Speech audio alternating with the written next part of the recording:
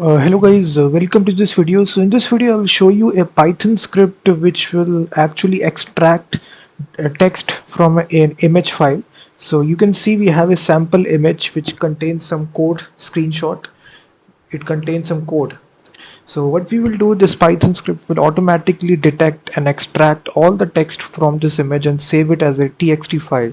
And for this we are using the Google optical OCR Tesseract library for automatically detecting text from an image file.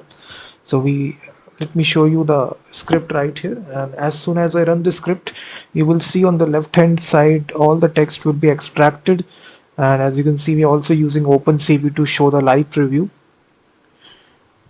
So we see the file has been created, extracted text.txt. If I try to open this file, you will see all your data has been successfully extracted.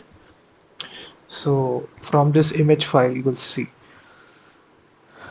and for this we should need to install this module, which is, the command is simple: pip install py tesseract. So this is a very wrapper library for the famous Google's Tesseract OCR library, which is a very famous library for detecting text from an image file. So you should have installed this Tesseract OCR. Just first of all download this software inside your machine. So I have already installed it. So there is a direct link available. Simply download this, and once it downloads, it will be there inside your C directory. Once you run the setup, it will be present inside your C directory.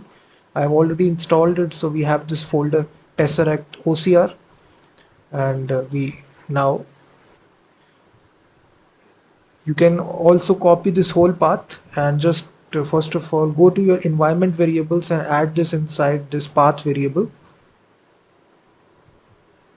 as a new. So simply add this path. I've already added this path.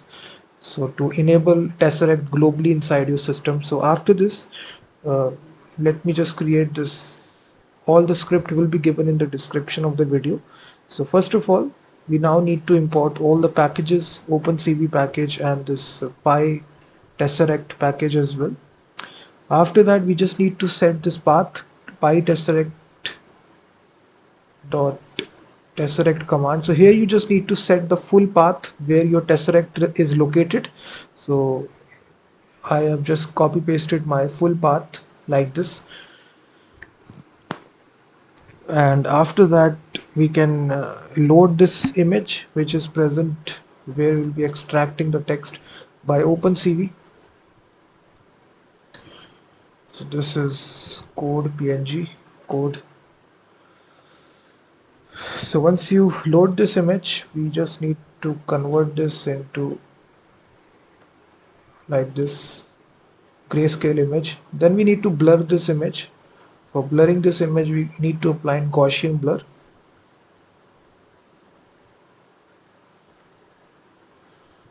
And then we can put any values right here to blur the image. After that, we just need to calculate the threshold. So this contains this function threshold, and here you just need to pass this blur image and then 0,255 cv2 dot thresh binary. So you just need to do this first of all before extracting the text using OpenCV.